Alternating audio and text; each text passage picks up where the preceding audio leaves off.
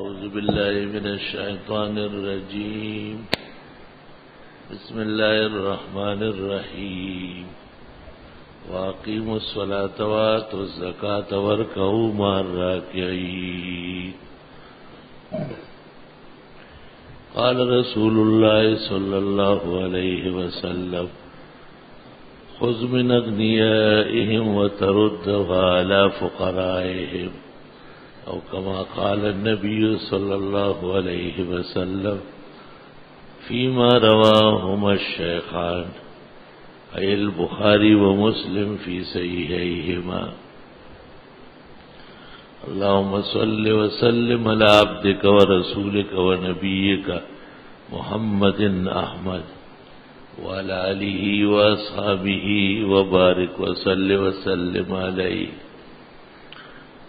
محترم بزرگوں، قابل قدر سامعین، زکوٰۃ سے متعلق بعض ضروری گزارشات کرنی ہے. امید ہے آپ کے طبع تسلی کے باعث ہوگی اور آپ کے زکوٰۃ کے مسائل اس سے حل ہوں گے. جو ہمارے یہاں کے مستقل نمازی ہے تراویح کے، ان کو کہا گیا ہے کہ وہ اپنے سوالات زکوٰۃ سے متعلق لکھ کر کے عشاء کے وقت مصلی کے پاس جمع کریں. معمول کے مطابق وطروں سے فارغ ہو کر دعا سے پہلے جو گفتگو ہوتی ہے وہ اسی سوال کے جواب میں ہوگی، اور انہیں ہدایت کی کہ پھر مجھ سے زبانی نہ پوچھے، کیونکہ میں سوال کا جواب دوں گا. زکوٰۃ اللہ تعالیٰ نے فرض فرمائی مسلمان پر، عاقل بالغ پر. بچے کے مال میں زکوٰۃ نہیں ہے، اور مجنون پر زکوٰۃ نہیں ہے، اور غیر مسلم پر زکوٰۃ نہیں ہے، جس طرح ان کے ذمہ نماز نہیں ہے. عاقل بالغ ہو اور پھر صاحب نصاب ہو، اس کے پاس شریعت جس مال پر زکوٰۃ فرض کرتی ہے وہ مال موجود ہو، جس کے لیے شریعت نے 2 پیمانے رکھے ہیں. ایک سونا ہے، وہ 20 مثقال ہے، جو ہمارے حساب سے 7.5 تولے سونا بنتا ہے. جس شخص کے پاس 7.5 تولے سونا ہو، وہ زیورات کی شکل میں ہو یا اینٹوں کی شکل میں ہو، خام ہو، صاف ستھرا ہو، یا جس شکل میں ہو اور اس بات کو یقین ہو کہ یہ 7.5 تولے کا وزن رکھتا ہے، سال گزرنے کے بعد اس پر قیمت لگا کر بازار میں اس کی قیمت پوچھ کر 2.5% کے حساب سے. کل ایک سنیرا بتا رہا تھا کہ 7.5 تولے سونے کی قیمت بازار میں 1,65,000 روپے ہے. اگر اس کی یہ بات صحیح ہو اور بازار نرخ یہی ہو تو سونے کے لیے یہ نصاب ہو گیا. جس کے پاس کم از کم 7.5 تولے سونا ہو، وہ 1,65,000 کے حساب سے 2.5% زکوٰۃ نکالے. 7.5 سے آگے جتنا بھی ہو بنیاد وہی رہے گی. سونا زیورات کی شکل میں ہو جو خواتین پہنتی ہے، یا سرمایہ کی شکل میں ہو جو جائیداد کے طور پر گھروں میں مستقبل کے لیے رکھا جاتا ہے. ہر حال میں سونا مال اصلی ہے اور اس پر زکوٰۃ فرض ہے سال گزرنے کے بعد. سونا سونے کی حد تک رہے گا، کیونکہ اس کا نصاب بہت بڑھ گیا ہے اور اس کی قیمت بہت ہی لمبی چوڑی ہو گئی.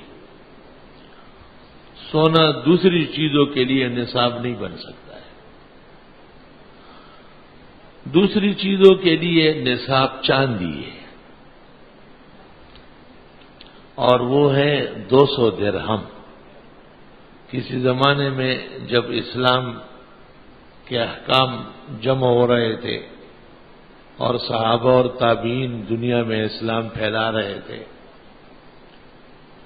اس وقت 200 درہم چاندی کے ایک کامل نصاب تھا. 200 درہم چاندی کے ہمارے حساب سے 52.5 تولے چاندی ہے. اب 20 مثقال سونا صرف برکت کے لیے ہم کہتے ہیں، مسئلے کا تعلق 7.5 تولے سے، اور 200 درہم ہم اصل روایت کے احیاء کے لیے کہتے ہیں، ورنہ 52.5 تولے چاندی یہ نصاب ہے. اور یہ ہر چیز میں نصاب ہے. سکر الوقت، تجارت، دیگر لین دین، اس میں نصاب 52.5 تولے چاندی سمجھا جائے گا. 52.5 تولے چاندی جس شخص کے پاس ہو یا اس کے مساوی قیمت، اور اس پر سال گزر جائے، اس کی کل قیمت نکال کر 2.5% کے حساب سے زکوٰۃ فرض ہو جائے گی. اگر تجارت کا معاملہ ہو اور یہ مٹی، ریت، پتھر، بجری، یہ چیزیں بھی کوئی خریدتا ہے اور بیچتا ہے، تو تجارت کی نیت کی وجہ سے یہ بھی مال بن گیا. جتنی پونجی اس میں لگی ہوئی ہے، سال گزرنے کے بعد اس کے ساتھ اگر فوائد ہو تو جمع کیے جائے، اور اگر نقصان ہو تو منہا کیے جائے، اور جو مال رہ گیا اس پر 2.5% کے اعتبار سے زکوٰۃ دی جائے گی.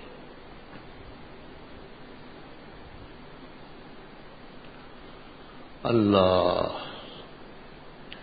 جو اموال جائیداد کی شکل میں ہے، جیسے ایک شخص کے پاس 10-15 پلاٹ ہیں، کروڑوں روپے نہیں، اربوں کربوں کی، کوٹھیاں اور بنگلے ہیں 15-20 یا اس سے زیادہ، زمینیں ہیں ہزاروں ایکڑ، لاکھوں کنال اور مربع، لیکن یہ مال جامد کہلاتا ہے، منجمد مال ہے، جس کو ہم کہتے ہیں جائیداد. جائیداد پر زکوٰۃ نہیں ہوتی، کچھ بھی نہیں، ایک پائی کی زکوٰۃ نہیں. جو اس بارے میں کچھ کہتا ہے اس کو فقہ کی ہوا نہیں لگی، ادنا درجے کا طالب فقہ نہیں. یہ غیر نزاعی مسئلہ ہے. اور ایک سے زیادہ مکانات ہو یا پلاٹ ہو یا زمینیں ہو، مربع ہو، ایکڑ ہو، تو ہر شخص یہ کہے گا کہ جب اچھے دن آئیں گے اور ضرورت ہوگی تو بیچوں گا. اس سے وہ تجارت نہیں بنتی. تجارت تو کاروبار کو کہتے ہیں کہ آپ پلاٹ خریدتے بیچتے، مکانات خریدتے بیچتے، دکانیں خریدتے بیچتے، زمینیں خریدتے بیچتے، یہ تجارت ہے. اگر کسی کو پورا صوبہ سندھ بھی ملکیت میں مل جائے، یقین کر لو اس پوری زمین اور جائیدادوں کا ایک پائی زکوٰۃ کسی فقہ میں بھی نہیں آئے گی. مگر فقہ جاننے والے کم ہوتے جا رہے ہیں. اب ان مکانات سے جو کرایہ آتا ہے یا زمینوں سے فصلیں آتی ہے یا اور ان کی آمدنی ہے، وہ آمدنی سال بھر رہے اور نصاب تک پہنچے، اصلی ضرورت سے بچے، تو اس پہ زکوٰۃ ہے، وہ کوئی باس نہیں ہے. لیکن یہ آپ نہ کہے کہ مکان میرے ایک سے زیادہ ہے، پلاٹیں میرے پاس کئی ہے، زمینیں ایکڑوں اور مربعوں کی شکل میں ہے، یہ سب جائیداد ہے اور جائیداد پہ زکوٰۃ نہیں ہے. اچھی طرح سن لیں اور اس میں کوئی شک نہ کرے اور غلط آدمی سے مسئلے نہ پوچھے، بلا وجہ آپ کو عذاب کا شکار کرے گا.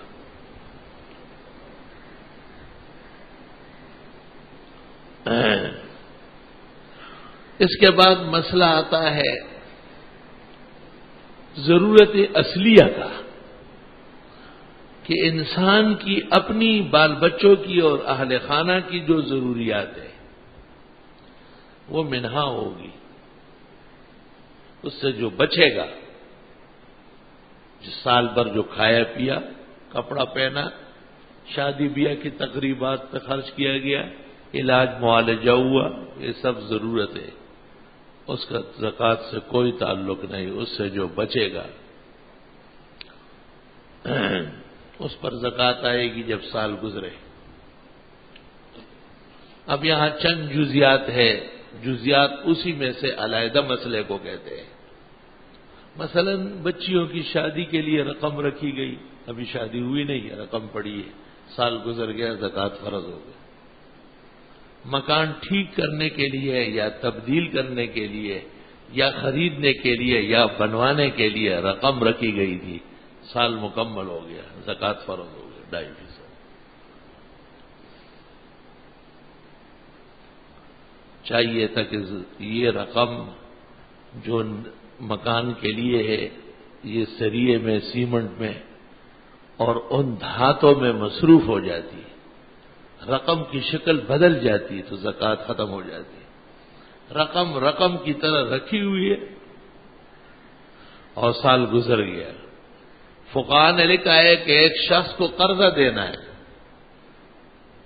اور اس مستقرض کے لیے جو قرضہ دے چکا ہے، لینے والا ہے، اس کو لیے پیسہ رکھا ہوا ہے، سال گزر گیا، اس نے پوچھا ہی نہیں، اس پر زکوٰۃ آ گئی۔ قرضہ تو تب ہو جب اس کو پکڑوا دے، اس کے گھر پڑا ہوا ہے، کہاں قرض ادا ہوا ہے۔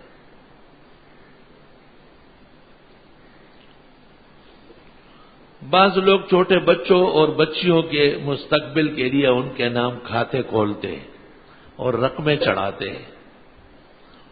میرا خیال یہ ہے کہ یہ اسی شخص کی رقمیں ہیں اور وہ چھوٹی بچیاں یا بچے مالک نہیں۔ اس کی دلیل یہ ہے کہ جب اس کو ضرورت ہوتی ہے پوچھے بغیر نکالتا ہے، کسی کے مال میں اس کی اجازت کے بغیر تصرف کہاں جائے گا؟ یہی شخص اس کا مالک ہے۔ ایسے احتیاط کے طور پر اس نے کچھ افراد کے نام کیے ہیں، لیکن یہ شرعاً معتبر نہیں ہے جب تک کہ وہ اپنے مال اور ملک کو قبض کرنے اور ضبط کرنے کے اہل نہ ہو۔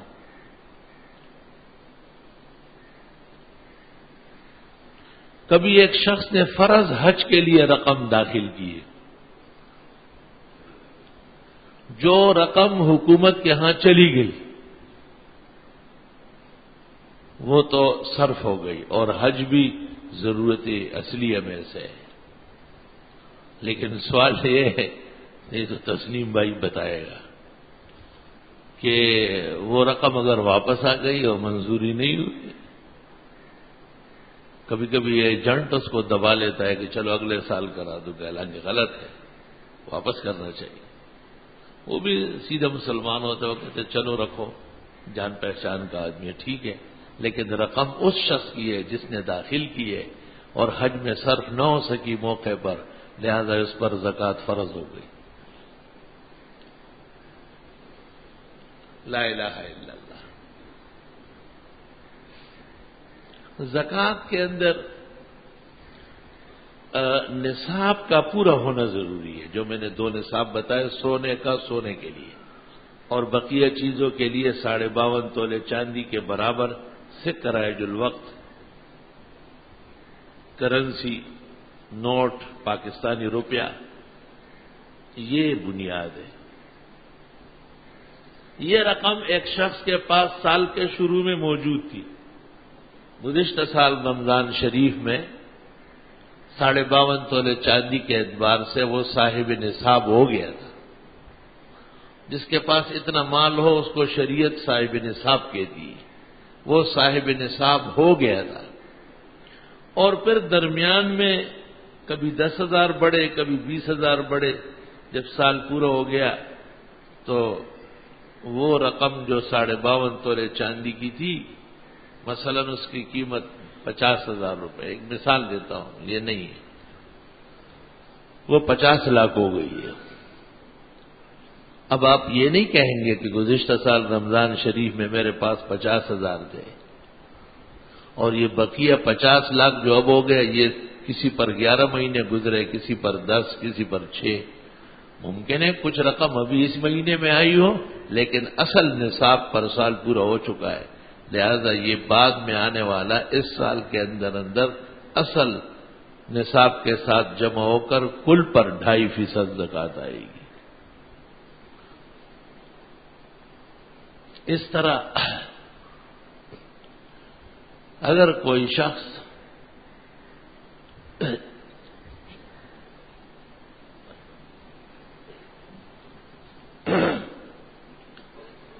فقہاء نے لکھا ہے کہ پہلی صف میں چھوٹے بچے نہ بیٹھے، اس کی وجہ یہ لکھی کہ وہ غافل ہوتے ہیں، تو وہ بڑا بھی چھوٹے کے حکم میں ہے جو غفلت میں ہو۔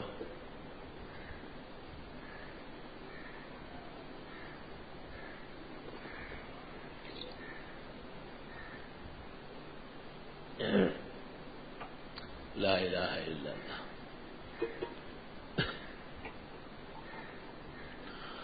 اس طرح اگر کسی شخص کے پاس گزشتہ رمضان شریف میں 50 لاکھ روپے ہو اور ممکن ہے اس نے 50 لاکھ کے حساب سے زکوٰۃ بھی ادا کی ہے، لیکن سال میں گھٹتے گھٹتے اب اس رمضان شریف میں وہ رقم 50,000 روپے رہ گئی، اور ممکن ہے کہ بہت ساری رقمیں ابھی چند دن پہلے صرف ہوئی ہو، خرچ ہوئی ہو، قبضے سے نکلی ہو، لیکن زکوٰۃ 50,000 روپے کی ہے، 50 لاکھ کی نہیں ہے۔ مسئلے کے دونوں طرف بیان کیے کہ اعتبار اصل نصاب پر سال گزرنے کا ہے، اس کے ساتھ اضافات یا نقصانات کے لیے سال گزرنا ضروری نہیں ہے۔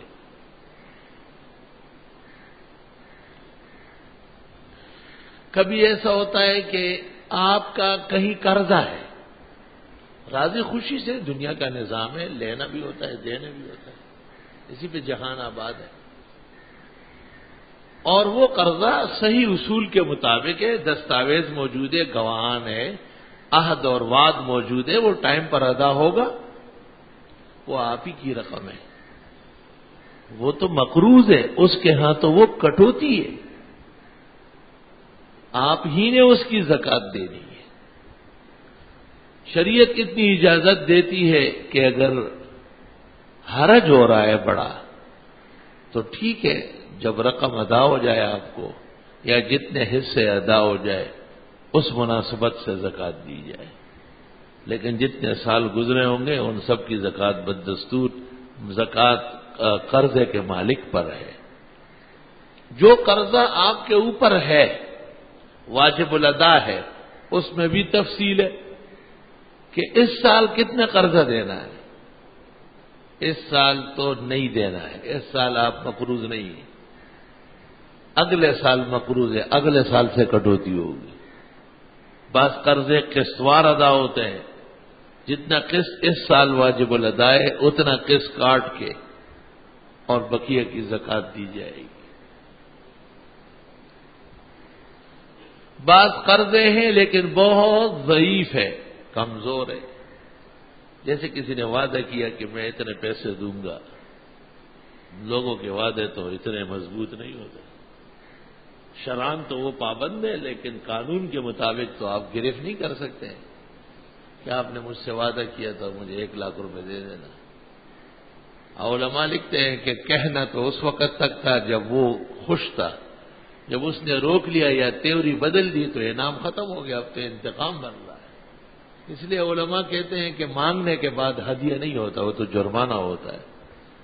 ہدایہ تو وہ ہے تحفے اور گفٹ کہ خوشی سے لوگ دیں۔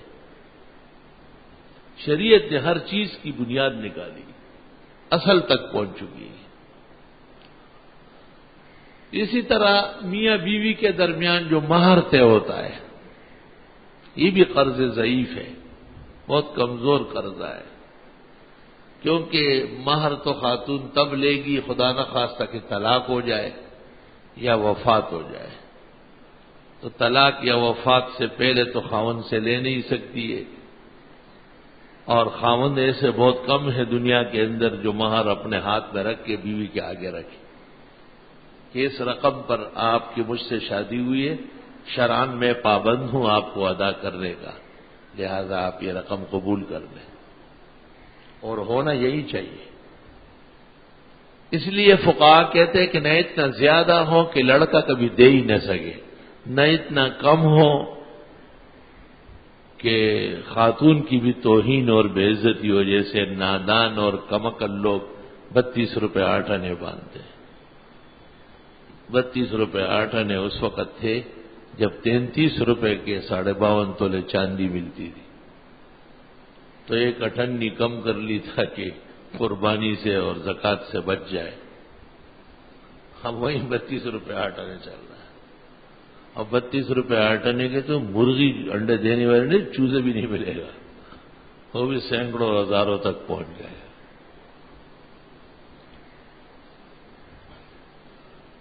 زکوٰۃ اس وقت فرض ہوتی ہے جب ملک تام ہو، باقاعدہ مالک ہو۔ اس لیے علماء کہتے ہیں کہ باپ کے مرنے کے بعد جائیداد فوراً تقسیم ہونا چاہیے۔ قدیم زمانے میں مجھے وہ زمانہ، وہ علماء، وہ تقریریں یاد ہے کہ میت کی جائیداد کی تقسیم قبر پر ہوتی تھی۔ عالم دین کھڑے ہو کر بتاتے تھے کہ اس شخص کے ہمارے علم کے مطابق اتنے ورثاء ہیں،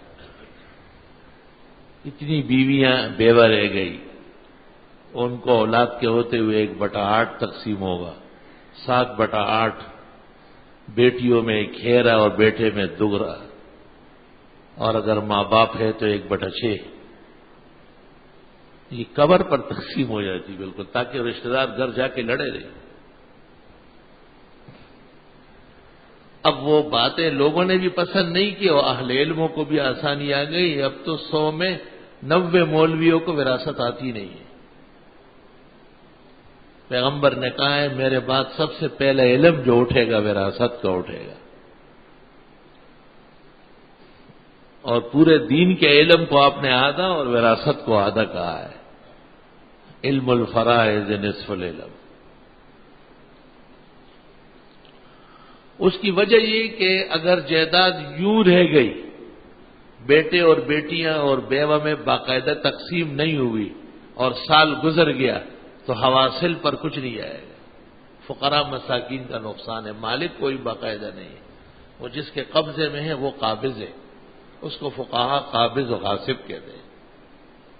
اکثر بڑا بیٹا، بڑا بھائی وہ ذرا شمشیری برہنہ ہوتا ہے اور اموات کے مال پر وہ داڑھ دباتا ہے، پھر اس کو اچھا بھی نہیں لگتا اگر کوئی یہ مسئلے بیان کرے یا یہ نصیحت کرے، اور جی چھوڑے ہمارے گھر کا مسئلہ۔ بھئی آپ کے گھر کا مسئلہ ہے، لیکن مسئلہ آپ کے گھر کا نہیں، زمینیں آپ کی ہے، لوگ شریک ہے اس میں، فوراً تقسیم جاری کرو۔ حدیث شریف میں ہے کہ جو شخص کسی کا حق دینا ہے اور دیتا نہیں، اللہ نہ اس کا فرض قبول کرے گا نہ نفل، تو خود اس کے لیے شدید قسم کا خطرہ ہے۔ اس مسئلے کا حاصل یہ ہے کہ ماں باپ کی زندگی میں اولاد مالک نہیں ہے۔ اولاد کو اگر ماں باپ نے کوئی پونجی علیحدہ کر لی، کوئی کاروبار علیحدہ کر کے دے دیا، وہ ایک علیحدہ چیز ہے، اس میں بھی یہ وضاحت ضروری ہے کہ جس چیز کے آپ مجھ سے وارث بنتے تھے اس کا ایک حصہ میں نے آپ کو دیا، اور اس وقت یہ آپ کا بغیر بہن بھائیوں کے شراکت کا، یہ وضاحت چاہیے، ورنہ اگر یہ وضاحت نہیں ہے اور باپ مر گیا تو یہ باپ کا مزدور سمجھا جائے گا، اور جائیداد بدستور کل کے ساتھ ملا کر یہ علیحدہ کاروبار بھی، یہ بھی تقسیم ہو جائے گا، کیونکہ باپ کی زندگی میں اولاد کا اعتبار نہیں ہے، الا یہ کہ وہ باقاعدہ وضاحت و صراحت کرتے۔ بعض اوقات بڑے بیٹے ہوتے ہیں وہ باپ کے ساتھ برابر کام کاج میں ہوتے ہیں، اور چھوٹے ہی ہوتے ہیں، زیر تعلیم و زیر تربیت ہوتے ہیں۔ پھر جب وقت آتا ہے تقسیم کا تو بڑے کہتے ہیں ہم نے تو باپ کے ساتھ مل کر کمایا تھا تو ہمارا بھی وہی حصہ ہے اور تیرا بھی۔ چھوٹے کہتے ہیں تم لوگوں نے کھائے بھی تو زیادہ ہے، ہم چھوٹے تھے اور تم عیش کرتے تھے۔ فقہا نے یہی کہا ہے کہ چھوٹے اور بڑے برابر ہیں. حق کی وراثت میں بیٹوں کے درمیان فرق نہیں. باپ اگر تجربہ کار تھا، صالح تھا، تہذیب و تمدن کا ماہر تھا، تو اسے چھوٹے لڑکوں لڑکیوں کو بٹھا کے کہنا چاہیے کہ یہ تمہارا بڑا بھائی میرے برابر کا ہے، میں تمہاری اجازت سے اپنی زندگی میں ایک حصہ اس کو علیحدہ دیتا ہوں.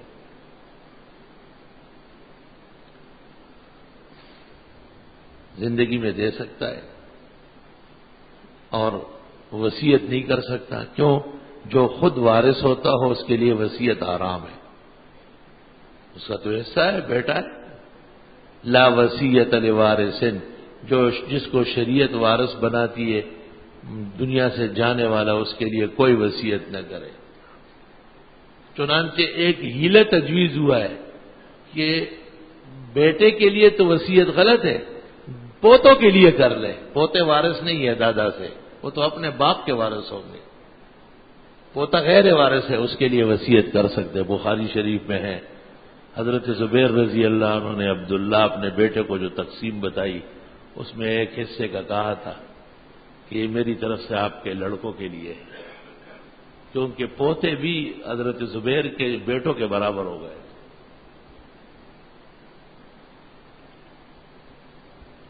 اللہ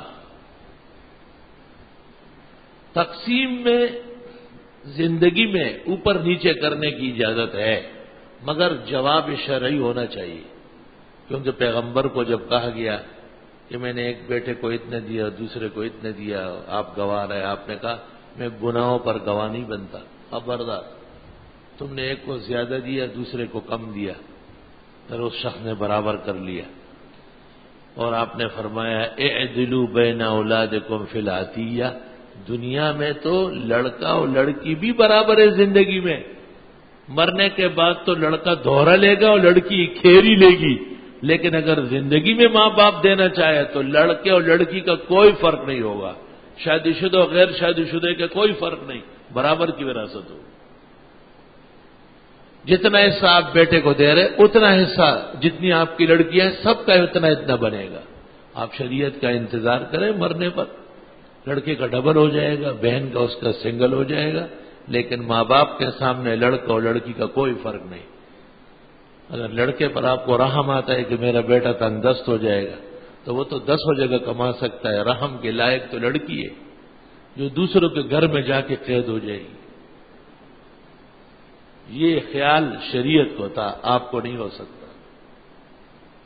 اگر ایسا ہے کہ کچھ لڑکے بہت تابعدار ہیں، ماں باپ پر زندگی قربان کر چکے، کچھ لڑکے بالکل نافرمان ہیں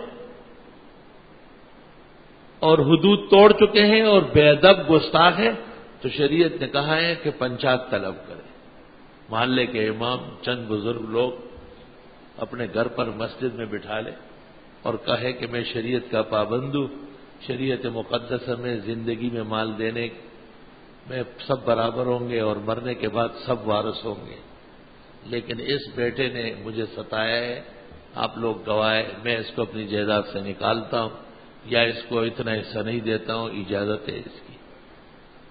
اور ضروری ہے کہ اس کا اسٹامپ بن جائے، دستاویز و تحریر دستخط ہو جائے اور پھر اس پر عمل بھی زندگی میں ہو جائے. اگر خدا نخواستہ یہ تحریر کے درجے میں رہ گیا اور وہ شخص مر گیا تو مرنے کے بعد اس کا غصہ ختم ہے، اب پھر وہ استغاثہ کر سکتا ہے کہ میرے والد نے آخری لمحوں میں مجھے پیار سے دیکھا اور رویا اور معاف کیا. بہت باتیں ہوتی. شریعت نے مان لیا ہے. شریعت کہے گی آپ نے زندگی میں کچھ وصول کیا اور کہے نہیں، کہ بس جو نہیں تو مرنے کے بعد سب پھر برابر ہو گئے. وہ دستاویز باطل ہے، اس کے ساتھ قبضہ ضروری ہے.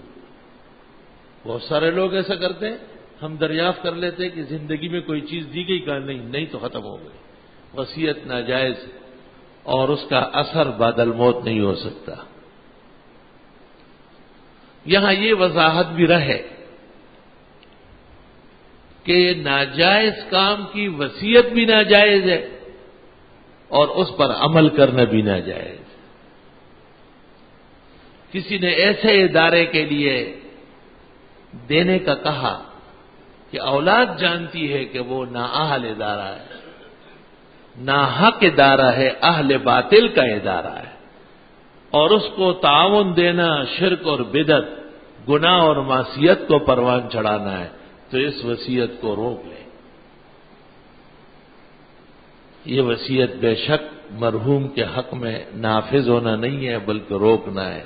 اس کے نفاذ سے اس کو ہمیشہ کا گناہ ہوگا، اور اس کے روک لینے سے امید ہے کہ وہ گناہوں سے بچ جائے۔ لا الہ الا اللہ۔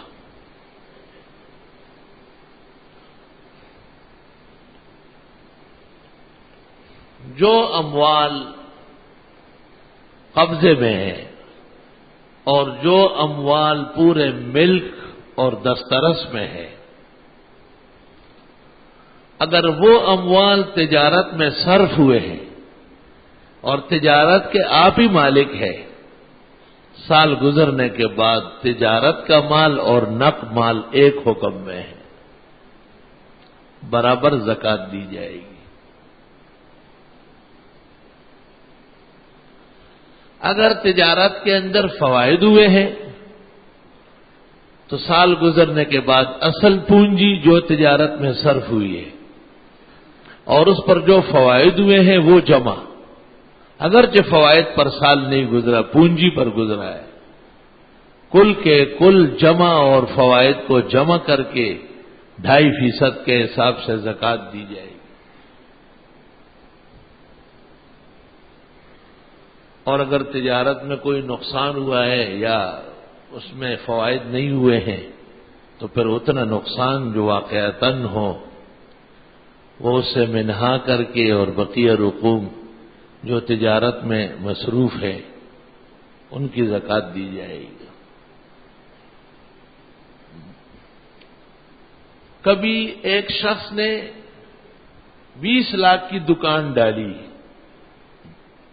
10 لاکھ کی دکان ہے اور فرنیچر و متعلقات ہے، 10 لاکھ کے رقوم کا سامان دکان میں ڈالا گیا جو آ رہا ہے جا رہا ہے، بیکری والا جس کو ہم کہتے ہیں وہ مال جو رننگ پر ہو، مال معاشی آنے جانے والا، زکوٰۃ اس مال کا ہے جو دکان میں چیزوں کے لیے ڈالا گیا اور وہ جو دکان کی ذات پر صرف ہوا ہے یا اس کے لیے فرنیچر اور قالین اور قیمتی چیزیں خریدی گئی، ان میں سے جو مال صرف ہوا ہے وہ جائیداد کا حصہ بن گیا، اس پر کوئی زکوٰۃ نہیں۔ بعض لوگ کمیٹیاں ڈالتے ہیں، اس میں ان کی رقم جمع ہوتی ہے،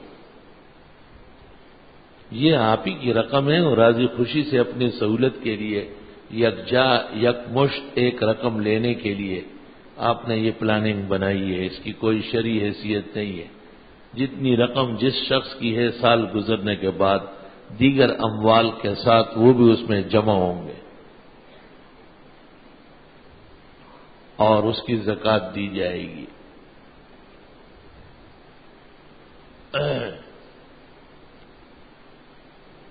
ایک اشکال ایک شخص نے مجھے بھیجا ہے، وہ اشکال یہ ہے کہ ہم نے تو وہ کمیٹی وصول کر لی اور اب جو ہم داخل کر رہے ہیں وہ کسی اور کے نام نکلے گا، جو طریقہ ہے کہنا اب بھی یہی ہے کہ جتنی رقم آپ کو اس کے وصولی میں ملی ہے اس کے آپ مالک ہیں، اور جتنی رقم دوسروں کی آپ کے پاس آئی ہے وہ آپ ان کے مقروض ہیں۔ اس لیے ان کمیٹیوں کی شرعی حیثیت کچھ بھی نہیں، ایسے دل کو خوش رکھنے کو غالب یہ خیال اچھا ہے، پرائی چیزوں سے کسی کو کیسے آرام ملتا ہے۔ پھر آپ حساب اس کا نقد کر لیں کہ اس میں اب تک میری اپنی ذاتی رقم اتنی ہے اور میرے ساتھ جو منسلک ہوئی ہے وہ رقمیں اتنی ہیں جو لوگوں کو میں نے ادا کرنا ہے، جن رقوم کے آپ مالک ہیں ان کی زکوٰۃ آپ دیں، جو آپ کے ساتھ منسلک ہوئی ہے ان کے آپ مقروض ہیں وہ منہا کر لیں، یہ تکلیفیں پھر اٹھائے۔ شریعت کے اس قورم کو دیکھ کے پتہ چلتا ہے کہ یہ بات سلسلے بھی محل نظر ہے اور یہ جواز کے بجائے عدم جواز کے زیادہ قریب ہے۔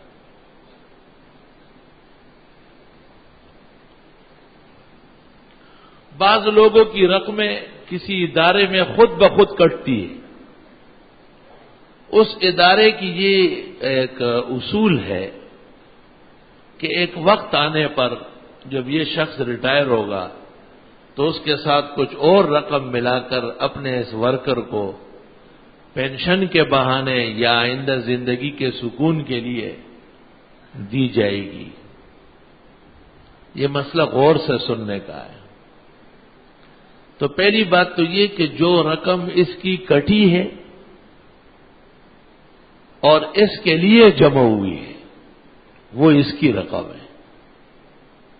وہ اتھارٹی کے اصول کے مطابق شاید درمیان میں یہ نہ لے سکے،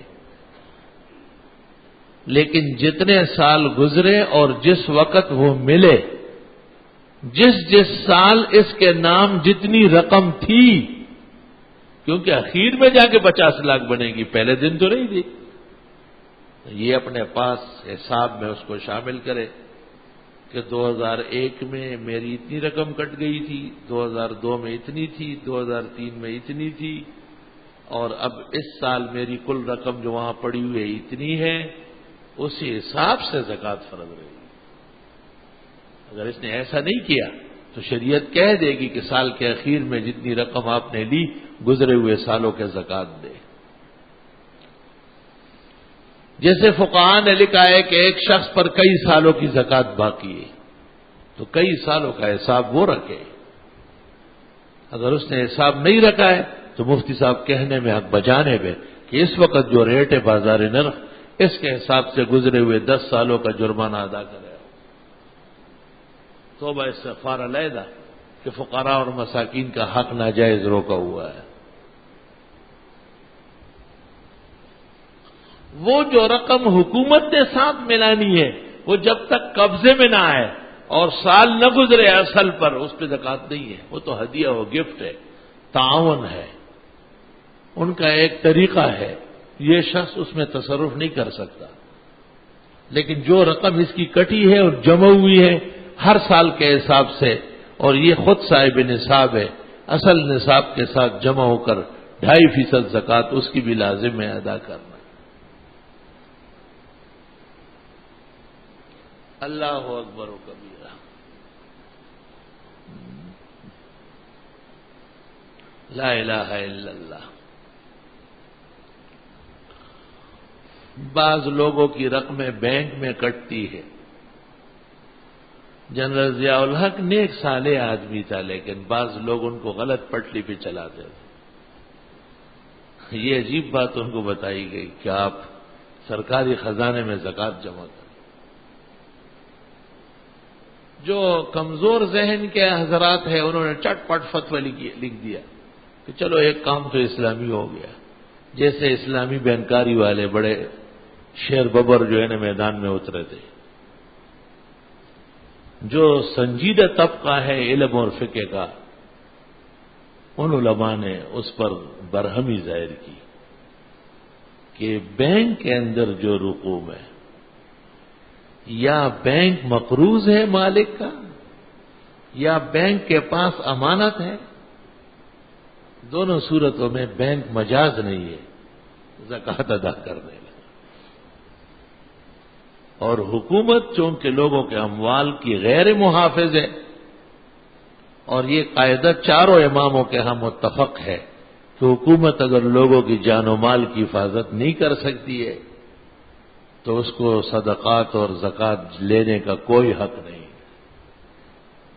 اور تو کوئی جرأت نہیں کر سکتا تھا، لیکن امت کے عظیم فقیہ، اسلام کے مقتدر مفتی حضرت اقدس مولانا مفتی محمود نے براہ راست خود فتویٰ لکھا، اپنے قلم سے لکھا، اور اس کو قطعاً ناجائز و خلاف شرع کہا، اور تمام رسائل و اخبارات کو شائع کر دیا۔ وہ پائے کے عالم اور سیاسی منظر میں بھی حکومت پر بھاری انسان تھے۔ ہم سمجھتے ہیں کہ اب بھی وہ فتویٰ قائم ہے، اور بینکوں کے اندر جو کٹوتی ہوتی ہے اس سے زکوٰۃ کی ادائیگی نہیں ہوگی۔ بینک مجاز نہیں ہے، نہ حکومت مجاز ہے۔ بعض لوگوں کا خیال ہے کہ ظلم و ستم کا زمانہ ہے، حکومت کئی معاملے غلط کرتی ہے، لوگ نیت کر لے تو ہو جائے گی، لیکن اس پہ اور بہت اشکالات ہیں۔ راجح اور بہتر یہ ہے کہ ایسے لوگ جن کی بینکوں میں زکوٰۃ کٹتی ہے وہ اتنی رقم اپنے اختیار سے خود بھی زکوٰۃ کی نیت سے نکالیں۔ ایک ایسے ملک میں رہ رہے ہیں جن کو 2.5% کے بجائے 5% دینا ہوتا ہے، تاکہ زکوٰۃ ایک عبادت محضہ ہے، وہ درست طریقے سے اور صحیح طریقے سے ادا ہو سکے۔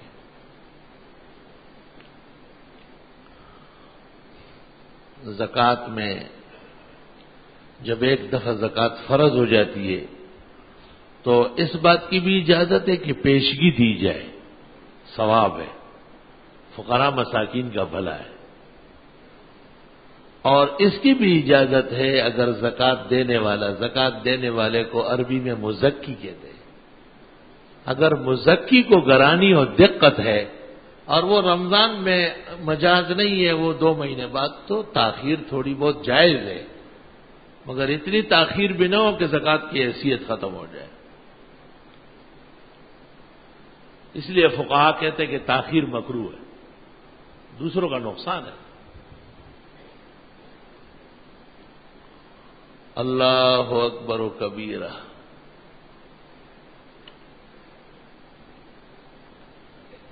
اگر تاخیر کسی مقصد کے لیے ہے کہ دوسری جگہ ایسی ہے جہاں زیادہ تکلیف ہے، مسلمان بہت پریشان ہے، بہت ہی زیادہ عذاب اور غضب میں آئے ہیں، اور وہاں پہنچانا آسان ہو، تو اجازت دی ہے فقہاء نے کہ ان کے لیے جمع کرنے میں یا بھیجنے میں جو وقت لگے گا یہ ٹھیک ہے، معاف ہے۔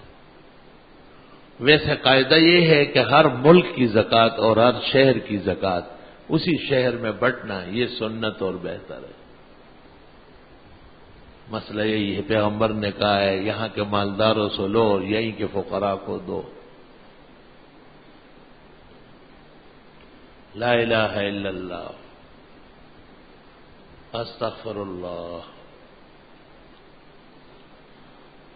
زکوٰۃ جب ایک دفعہ فرض ہو گئی اور پتہ چل گیا کہ صاحب نصاب ہے اور اس کے پاس اتنا سرمایہ اور فوائد ہے اور اس کی زکوٰۃ دینی ہے، تو زکوٰۃ کوئی اختیاری چیز نہیں ہے کہ آپ رقم کا انتظار کر لیں، آپ اس کے لیے کچھ جائیداد بیچیں۔ فقہاء نے لکھا ہے کہ خاتون پر زکوٰۃ فرض ہوئی سونے چاندی میں، نقد نہیں ہے، تو کہا 1 تولہ 2 تولے بیچے۔ ضروری تھوڑی کہ یہ سونے پر بیٹھی رہی، اجتہاد تو نہیں ہے۔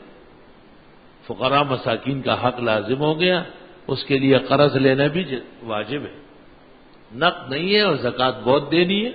آپ جیسے اپنے کاموں کے لیے قرضے لیتے ہیں، اس کے لیے بھی قرضہ اٹھا لو۔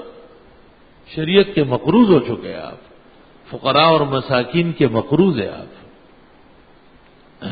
یہ اچھی طرح سن لو، لوگوں کو بھی بتاؤ۔ لوگ سمجھتے ہیں کہ ہاں ٹھیک ہے لیکن ہمارے پاس ہے نہیں، یہ آپ کے اختیار میں نہیں رہا، آپ کے پاس نہیں ہے۔ آپ اپنے کاموں کے لیے سب نظام دنیا چلاتے ہیں یا نہیں؟ اس سے بڑھ کر نظام ہے حق اللہ کی ادائیگی، جس میں حق الفقراء اور مساکین بھی ہے۔ اللہ اکبر و کبیرہ۔ زکوٰۃ کا مصرف مستحق مسلمان ہے، نادار، غریب، فقیر، مسکین، مسافر۔ یہ ہم سے پوچھتے ہیں ٹیلی فونوں پہ، ایک عورت ہے، بیوہ ہے، صرف ان کے پاس 50 لاکھ روپے اور کچھ بھی نہیں، اللہ ایسا لگتا ہے جیسے نئی شریعت چاہتے ہیں۔ آپ کو اس کے بیوہ ہونے سے کیا تعلق؟ آپ تو اصل مغز پر بات کریں کہ بی بی آپ کے پاس کیا 52.5 تولے چاندی یا اس کے برابر قیمت کا سرمایہ نہیں ہے؟ ایسی کون ہو؟ یہ جو گھروں میں کام کرنے آتی ہے یہ لاکھوں کی مالک ہے۔ اپنے زکوٰۃ کو برباد نہ کرے۔ ہم ان کے تعاون سے نہیں منع کرتے، جس پیغمبر نے زکوٰۃ امت کو بتایا اس پیغمبر نے کہا وفی مالک حق سوى الزکوٰۃ، آپ کے مال میں زکوٰۃ کے علاوہ بھی لوگوں کے حقوق ہیں، ان کو وہ دے، آپ غیر زکوٰۃ دے۔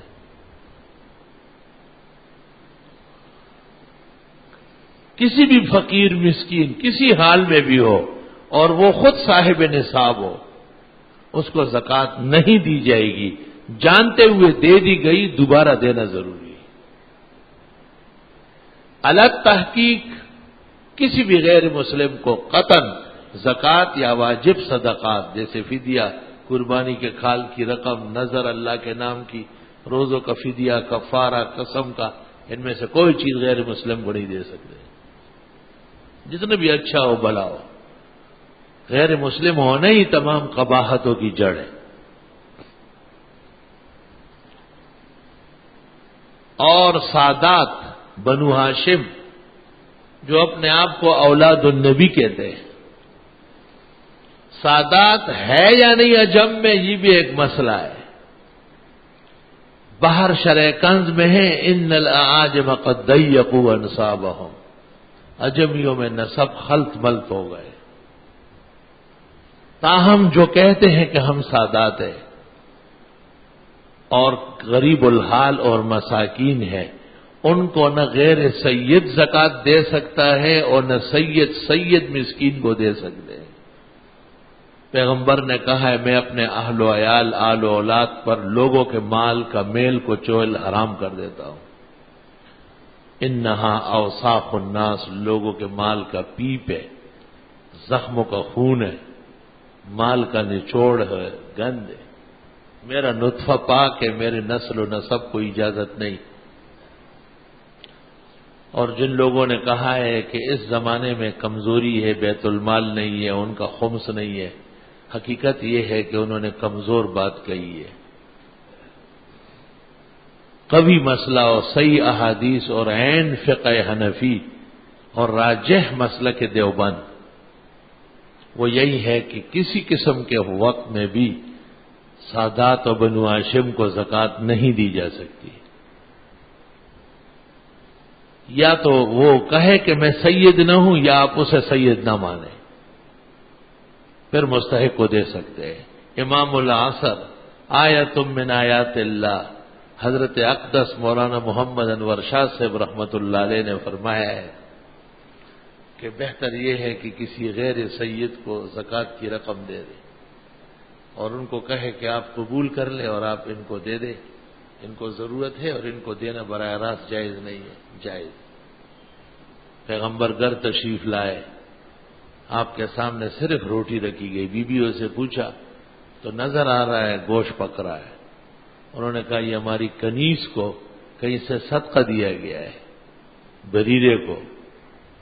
حضرت نے فرمایا انہا حلت محلہا، جب بریرہ کو دیا گیا تو صدقہ ہو گیا، اب بریرہ ہمیں دے تو ہدیہ ہو جائے گا۔ انہا لہا صدقہ ولنا ہدیہ۔ اس سے سینکڑوں مسائل فقہ کے زندہ ہوئے ہیں اور معاشرہ بنا ہے۔ جن کے ساتھ نسب کا رشتہ ہے اصلی، جیسے ماں باپ، دادا دادی، نانا نانی اوپر تک، یا جو ہم سے پیدا ہے بیٹا بیٹی، پوتا پوتی، نواسا نواسی نیچے تک، یہ ان کو زکوٰۃ نہیں دی جا سکتی۔ اور جن کے ساتھ رشتہ ہے سبب کا، جیسے شادی بیچ میں آ گئی تو میاں بیوی کو اور بیوی میاں کو زکوٰۃ نہیں دے سکتے، اگرچہ ضرورت ہے اور حاجات ہے۔ باقی بہن بھائی، چچا چچے، خالہ پھوپھی نان اور یہ لوگ جو شاخیں کہلاتی ہے، اصل و فرع نہیں ہے۔ اصل وہ جن سے ہم پیدا ہے اور فرع وہ جو ہم سے پیدا ہے، جو سائڈیں ہیں ان کو دینا جائز ہے، جب استحقاق ہو، غربت ہو، مسکنت ہو، حاجت ہو۔ ماں باپ اور اولاد اور در اولاد اور نانا نانی، دادا دادی، ان کا تو ویسے نفقہ واجب ہے، جب وہ تندرست ہے ان کو زکوٰۃ کیوں دی جائے گی؟ لا الہ الا اللہ۔ بہت سارے مسائل ہیں، جتنا مجھے بیان کرنا ضروری تھا اور مجھے یاد آیا وہ میں نے بیان کر لیا۔ اللہ تعالیٰ کل عالم کے مسلمانوں کو اخلاص سے عمل کی توفیق دے۔ اور پھر بقیہ جزیات ہے، لوگوں کے مختلف حالات ہیں، بہت ممکن ہے کہ بعض ضروری باتیں رہ گئی ہو، تو وہ آپ پرچیاں لکھے مختلف اوقات میں. تقریباً نمازوں میں موجود رہتا ہوں اور تقریباً اکثر نمازوں میں خاص کر فجر میں، عصر میں، عشاء میں بیانات ہوتے ہیں. کوشش کروں گا کہ اس کے صحیح فقہ اور عین فتویٰ کتاب و سنت اور مذہب کے مطابق جاری ہو. اللہ تعالیٰ آپ حضرات کو توفیق دے اور ہمارے جو ادارہ احسن العلوم، مدارس، مقاصد، دراسات، ہزاروں طلباء پڑھ رہے، لاکھوں، 20-25 لاکھ میں ایک مہینے کے اخراجات، تعمیرات علیحدہ، اس میں بھی بھرپور حصہ آپ ڈالیں اور آگے بڑھ کر تاکہ ہمیں دینی رفتار میں، دین کی خدمت میں اور علم کی برکتوں میں سہولت رہے. بلکہ بہتر ہے کہ اپنے اہل تعلق، اہل محبت کو بھی ادارے کی طرف متوجہ رکھے. آپ جانتے ہیں نہ ہمارا مزاج ہے کہنے کا اور نہ ہمارا مزاج ملکوں میں جا کے مانگنے کا ہے. نہ ہم وزیروں کو جانتے ہیں نہ سفیروں کو. ایک اللہ رب العالمین کو توحید اور وحدانیت کے رشتے سے جانتے ہیں. آپ چونکہ دین سننے اور سیکھنے تشریف لاتے مخلصین ہیں، اس لیے آپ کے کان میں ڈالنا اور آپ کو آگاہ کرنا کہ یہاں بھی شدید قسم کی ضروریات رہتی ہے، کیونکہ الحمدللہ ادارے کی 4-5 بڑے بڑے شاخیں ہیں. 2000-3000 کے قریب مسافرین سال ہر سال رہتے ہیں. اس وقت جبکہ مدرسے بند پڑے ہیں، باورچی خانوں کو تالے لگے ہوئے ہیں، ہمارے ہاں سال بھر میں 800,000 طلباء، تو اس وقت 1400-1500 مسافرین تفسیر کے لیے ٹھہرے. اور رمضان شریف میں جو طلباء قرآن پڑھنے آئے وہ تو حقیقت میں مہمان ہیں. افطار میں اور کھانے اور سحری میں ان کی مہمانی ہوتی ہے. اللہ تعالیٰ صاحب توفیق، صاحب عقل و نظر مسلمانوں کو قدردانی کی توفیق عطا فرمائے. وآخر دعوانا. جو آگے بڑھ رہے ہیں وہ نمازیوں کا خیال رکھیں. ایک عالم بیان فرما رہے تھے کہ ان لوگوں کو زکوٰۃ دینا جائز نہیں جن کی گھروں میں ٹی وی یا دوسری فحش چیزیں. یہ باتیں ایسی فضول ہے. ٹی وی اور فحش چیزیں ویسے ہی ناجائز ہے. اگر وہ مستحق مسلمان ہے زکوٰۃ دے سکتے، اس کا قتل تو جائز نہیں ہے. اب تو مولوی خود ٹی وی پہ آ رہے ہیں، چینلوں کے فتوے دے دیے، روزانہ مکے کے حوالے دے رہے ہیں، مکی صاحب کے ہو، مکی صاحب کے ہو، مکی صاحب. مکی صاحب تو مسئلے پوچھ کے بتاتے ہیں. مکی صاحب تو صاحب افتاء نہیں ہے، سہل معلوم فرماتے ہیں. مشاورت کرتے. ابھی مئی میں مجھ سے بات ہو رہی تھی تو یہی فرماتے ہیں، افسوس کر رہے تھے کہ پاکستان کے بڑے علماء کے ہوتے ہوئے ایک حرام اور ناجائز چیز کو اسلامی کہا گیا، تو اس پہ افسوس کرتے ہیں. جناب حضرت صاحب، میں نے آپ کے ایک آدمی کو کچھ رقم دینی تھی، اس کے لیے میں نے رمضان سے پہلے بینک سے پے آرڈر بنوا لیا. کچھ کاغذات میں گڑبڑ کی وجہ سے رقم کی ادائیگی نہیں کی.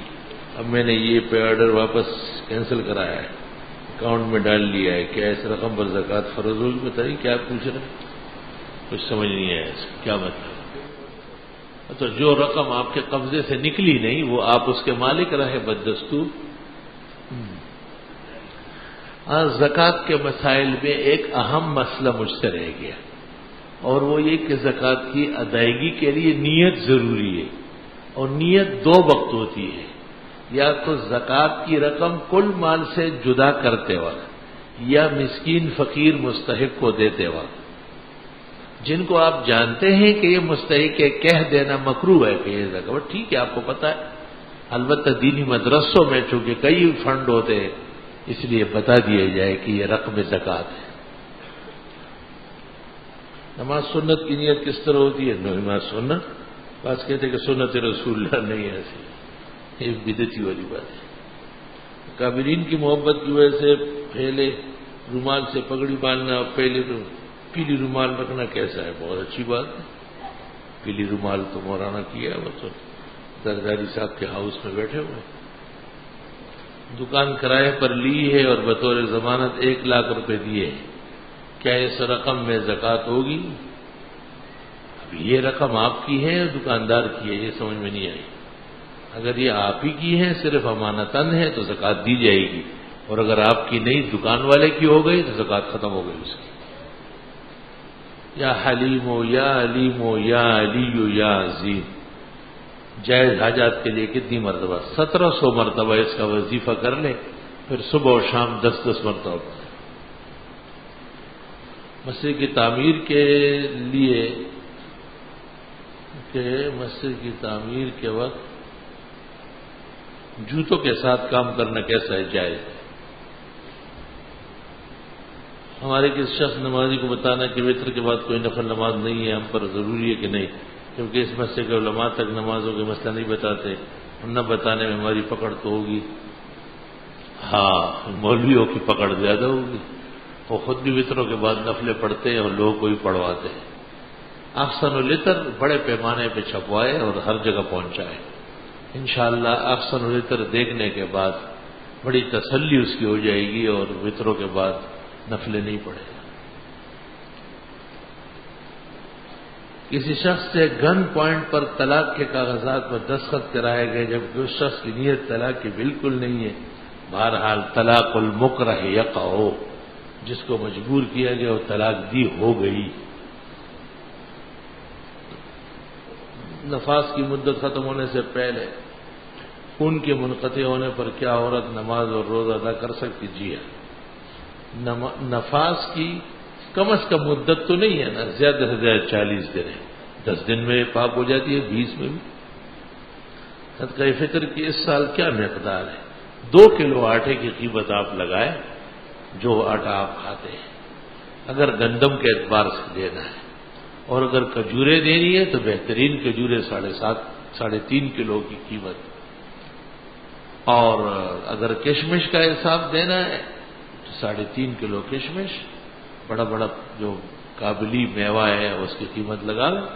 جو غریب مسکین ہے اور عاجز متوسط ہے وہ گندم کا حساب دے، اور جو متوسط ہے وہ کھجوروں کا حساب دے، جو اعلی درجے کے مالداران ہیں وہ کشمش دے۔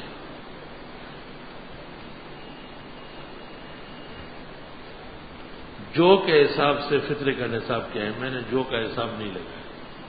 سارا نام رکھنا کیسا ہے؟ وہ اچھا ہے، خوشی کی لہر، زکوٰۃ قسطوں میں دے سکتے ہیں۔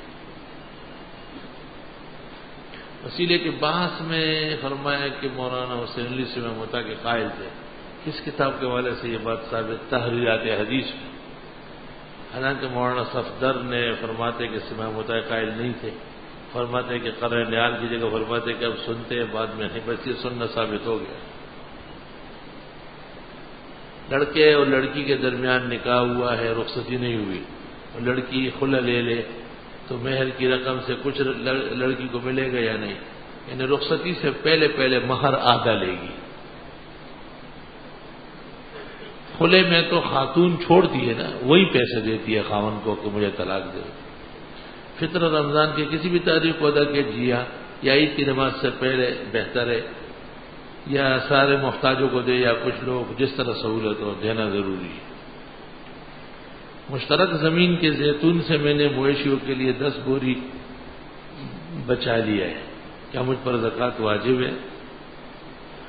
سوال یہ کہ اگر مویشی بھی مشترک ہے تو کچھ نہیں ہے، اور اگر آپ نے اپنے حصے کے لیے لیا ہے تو اس حساب سے دینا پڑے گا۔ حضرت صلی اللہ علیہ وسلم کے صریح احکام حدیث کے بعد کوئی دوسرے عالم محدث کی کتاب کا حوالہ اس حکم کے منافی لائے تو ایسے عالم کے لیے کیا ہوگا؟ جیسے کہ حضرت نے فرمایا کہ عورتوں کی نماز تراویح گھروں میں افضل ہے، دوسری جگہ فرمایا کہ اگر وہ مسجد میں پڑھنا چاہے تو انہیں مت روکو۔ اس حکم سے باوجود ہی بعض علماء فرماتے کہ عورتوں کا مسجد میں نماز ناجائز ہے۔ ہاں، یہ بات افسوسناک ہے کہ اجازت تو ہو چکی ہے۔ اسلام میں اپنے رشتہ داروں سے قطع تعلق کا کیا حکم ہے؟ بہت گناہ ہے۔ آخری حد کیا ہے؟ اللہ رسول ناراض ہو۔ مولوی دستار بندی ہوتے تو اس کو ہار پہناتے ہیں، بدعت ہے۔ عورتیں گیسو بناتی ہے، یہ کیسا ہے؟ عورتوں کے وہ گیسو سٹو کے جائز ہے۔ ایام حیض کے روزے بعد میں پورے کرنے ہوں گے؟ جی۔ اور کتنے دن؟ جتنے دن حیض کے گزرے ہو۔ مسواک کا سنت طریقہ کیا ہے؟ بس وہ 2-3 انگلیوں میں پکڑ کے اور منہ میں ہلاؤ، چھوٹی ہو جائے تو اس کا کیا، اتنی چھوٹی ہو جائے کہ پکڑنا مشکل ہو تو ہٹا لے۔ قرآن کے اوراق شہید پاک جگہ میں بہا لے پانی میں، 20 لاکھ کاروبار میں لگائے، کیا اس پر زکوٰۃ ہے؟ واہ، نہیں، یہ 15 لاکھ رہ جائے پھر زکوٰۃ ہو، جو بات کہی بخدا لاجواب کہی۔ ایک آدمی منت مانی کہ میرا فلاں کام ہو جائے تو میں نماز کی پوری رکعتیں پڑھا کروں گا، یعنی سنت غیروں کا نفل بھی پڑھا کروں گا۔ اس شخص کا کام ہو گیا، لیکن نماز صرف فرض سنت پڑھتا ہے، بہت بڑا مجرم گناہگار ہے، اللہ کا بدترین بندہ ہے، اپنے کہے سے منحرف ہے۔ جب اس کا کام ہوگا اس وقت صرف سنت غیروں کا نفل نہیں پڑھتے، گناہگار ہے، پڑھنا چاہیے اس کو۔ محترم مگر مفتی صاحب روزے کی حالت میں انہیلیز استعمال کر سکتے ہیں۔ انہیلیز ایک طرح کا پمپ ہے جس میں سے اسپرے کی طرح دوا خارج ہوتی ہے، وہ دوا پھیپھڑوں میں جاتی ہے جس سے مریض کا سانس بحال ہو جاتا ہے۔ بابا اس میں تو دوا پہنچ رہی ہے باہر سے، وہ تو روزہ ٹوٹے گا۔ شکر ہے کہ مولانا جلال پوری مدظلو نے بھی آج یہی جواب دیا ہے کہ اگر ایسی تکلیف ہو تو روزہ ٹوٹ گیا ہے، بعد میں رکھیں۔ بندہ مغرب کے بعد سورہ سجدہ پڑھتا ہے، کیا اس کا سجدہ کرنا ہوگا یا نہیں کرے گا سجدہ؟ کسی مسجد کا قبلہ صحیح نہ ہو بلکہ تھوڑا سا ترچا ہو، اس سے کوئی فرق نہیں پڑتا، جب مسلمان متفق ہے قبلہ صحیح ہے۔ میرے والد کے انتقال کو 7 سال ہوئے، میرے خواب میں کچھ دن پہلے وہ آئے، مجھ سے کہہ رہے میرے پاس 3000 روپے ہیں جو کہ کم ہے، تم اور بڑے بھائی مل کر مجھے پیسے دو، برائے مہربانی آپ درخواست تعبیر بتائیں، بغیر تاخیر کے ان کے ذمہ کچھ حقوق ہے تو وہ ادا کر دو، ورنہ 3000 کے ساتھ کچھ ہزار اور ملا کر ان کے نام پہ خیرات کرو، اللہ کے نام پہ دو۔ میرے والد کی قبر پکی اور اونچی بنی ہوئی ہے، برابر والی قبر گر گئی جس وجہ سے والد کی قبر اس طرف جھک گئی، کیا اس قبر کو سیدھا کرنا جائز ہے؟ درست ہے۔ قبر پر جنگلی پودے بھی پیدا ہو گئے ہیں، پودوں کو صحیح کر دیں۔ نوجوانوں میں بھی سنت پوری کرنے کی غرض سے لاٹھی رکھی جا سکتی، بالکل۔ بعض لوگ کہتے ہیں کہ 40 سال کی عمر میں غلط کہتے ہیں۔ مولانا صاحب مسئلہ میرے ساتھ یہ کہ میرا وضو بالکل بھی نہیں ٹھہرتا، مجھ سے آتے آتے کم از کم 3-4 دفعہ آپ بیمار ہے، ایک دفعہ وضو کر کے وقت کی پوری نمازیں پڑھا کریں۔ الحمدللہ اس رمضان سے میں نے داڑھی رکھنے کا اہتمام کیا، اللہ توفیق دے اور بھائی کو بھی توفیق دے، خدا تعالیٰ آپ کی امداد فرمائے اور آپ کی سنت کا جذبہ قبول فرمائے اور اس کی برکتیں اور داڑھی مونڈوں کو بھی عطا کرے کہ وہ بھی اس مبارک مہینے سے داڑھی مونڈنے کے گناہ سے توبہ کرے۔ خاکسار ڈاکٹر آپ کا بہت ممنون ہے کہ آپ آج کے اس پرفتن دور میں چشمہ ہدایت ہے، آپ کی تفسیر کی CD سن کر آپ کی تجویز کردہ کتب مثلا امام الاسر کی یہ وہ تمام لکھی پڑھ کر کچھ ہدایت نصیب ہوئی۔ اس ماہ سے داڑھی رکھنے کا ارادہ کہ برائے کرم ایمان و قبولی توبہ، اللہ جزائے خیر دے، اللہ توفیق دے، اللہ اور مضبوطی عطا فرمائے۔ میرا 10 سال قبل ایک بیٹا، اس کے بعد کوئی اولاد نہیں، آپ سے درخواست ہے آپ کثرت سے استغفار کریں۔ لباس میں دایاں حصے کو اوپر کرنے کی کون سی حدیث ہے؟ جن حدیثوں میں نماز میں آپ ہاتھ باندھتے ہیں یہی حدیث کافی ہے اس کے لیے۔ مجھے 6 سال سے گاڑی چلا رہا ہوں، پولیس والے تحریری ٹیسٹ میں فیل کر دیتے ہیں، جبکہ گاڑی چلانے کا ماہر پولیس والے 4000 روپے مانگتے ہیں، وہ دے دو 5000 دے دو، پاس ہو جاؤ جلدی۔ ان کے لیے حرام ہے، آپ کے لیے ضروری ہے دینا۔ اسلامی بینکاری ناجائز ہے تو کہا اس میں میزان بینک، الفلاح بینک، مولانا تقی صاحب ان کے عملے سب کے سب 100% غلطی پر ہے۔ ملک بھر کے فقہا متفق ہے کہ ان بزرگوں سے ہمارے ہی نیک لوگ ہیں، حد درجے کے قابل لائق ہے، لیکن بینکاری کے بارے میں 100% غلطی پر واقع ہوئے، اور جن کو انہوں نے اسلامی کہا ہے ان میں اور بینکوں میں کوئی فرق نہیں۔ ایک شخص نے روزے کی حالت میں بیوی سے بستری کر لی، اب نہ اس میں اتنی استطاعت ہے کہ 60 روزے رکھے اور نہ 60 مسکینوں کھانا، بس ایک ہی شرارت تھی اس میں جو کر لی اور کسی کام کا نہیں رہا۔ واہ بھائی واہ، شرارت میں اول نمبر۔ اس کو کسی کمرے میں باندھ دو اور کہو 60 روزے پورے کرو، اگر دنیا کو پتہ چل جائے کہ روزے رمضان کی توہین کتنا بڑا جرم ہے۔ شرارتوں کے لیے تکڑا ہے، اب کچھ نہیں کر سکتے، بس وہ ایک ہی کام جانتا تھا۔ نوافل فرض نمازوں کے ساتھ کیسے شامل ہوئے، اس کی اصل کیا ہے تاکہ فرائض کی کمی کوتاہی پوری ہو جائے۔ ایک بیوہ خاتون ہے، ان کا ایک بیٹا ہے جس کی عمر 17 سال ہے، بیٹا ملازمت کرتا ہے، تنخواہ 3000 روپے ماہانہ ہے، اس میں سے کچھ نہیں بچتا۔ بیوہ ایک پلاٹ کی مالک ہے جس کی قیمت اتنی ہے۔ اس بیوہ کو یا اس کے بیٹے کو، بھائی یہ فضول باتیں ہم سے نہ کرو، یہ کہو کہ یہ لوگ جن کو آپ زکوٰۃ دینا چاہتے ہیں شرعی نصاب کے مالک ہے یا نہیں۔ اگر 52.5 تولے چاندی یا اس کے برابر سکھ رائج الوقت یا اس کا ساز و سامان نہیں ہے تو وہ مستحق ہے، ورنہ نہیں۔ میں انجینئر بن رہا ہوں، دین کی طرف رغبت ہوئی ہے، مولوی بننا چاہتا ہوں۔ اب انجینئر کی پڑھائی میں دل نہیں لگتا، لیکن فیس بھی بہت جمع ہو چکی، فیس آ کے مجھ سے لے لو اور مولوی بن جاؤ۔ جتنی فیس آپ نے دی سب میں ادا کرتا ہوں، لیکن وعدہ کرو کہ مولوی پورا بنو گے۔ جتنا فیس آپ نے دیا ہے وہ آپ کے ایک دن کے برابر بھی نہیں ہے جب آپ علم میں آئیں گے۔ اللہ اس سے بڑھ کر خزانے آپ کے جوتوں پر نچاور کرے گا۔ مولوی بننے کا مطلب کیا ہے؟ جیسے نبی کا جانشین پیدا ہو رہا ہے، جو کہے نہ بنے یا نہیں اس کا ایمان سلب ہو جائے گا، مرتد ہو جائے گا، دین سے نکل جائے گا۔ جیسے کوئی کہے کہ نبی کی ضرورت نہیں تھی، معاذ اللہ و استغفر اللہ۔ والدہ محترمہ اسپتال میں ایڈمٹ ہے، ڈاکٹر نے آپریشن کا مشورہ دیا، ان کو پتے میں پانی بھر گیا، اللہ سے ہر شفا دے۔ آپ سے پچھلے جمعے میں میں نے اپنی خالہ کی دعا کی درخواست کی، آدھا جسم آگ سے جل گیا تو ان کا بارگاہ الہی میں گزشتہ روز انتقال ہوا، اللہ پاک مغفرت فرمائے، شہیدہ و سعیدہ بنائے اور پسماندگان کو صبر و اجر دے۔ حمد لک یا مولانا و شکر لک علی نعمائک و آلائک ظاہرۃ و باطنہ۔ مرحومین کے رب کریم بخشش فرما، بیماروں کو صحت شفا عطا فرما، اور جس بھائی نے انجینئرنگ کے بجائے دینی عالم بننے کا عہد کیا، خدا اس کا ارادہ محکم فرما، اس کے والدین اور اقربا کو اس کی مدد کی توفیق عطا فرما، اور رب کریم معاشرے میں خیر اور ہدایت بڑھا دے، شر اور فساد روک لے، شہر میں امن قائم فرمائے، پورے ملک میں قیام امن کے قانون نصیب فرمائے۔ سرحدات میں ناحق اموات ہو رہی ہے، ظلم و زیادتی ڈھائی جا رہی ہے، خدا ان نہتے مسلمانوں کی حفاظت اور نصرت کے اسباب پیدا فرما۔ مسلمانوں کے روزے اور رمضان تلاوت و ذکر، دعا اور انفاق اپنی بارگاہ میں قبول فرما۔ صلی اللہ تعالی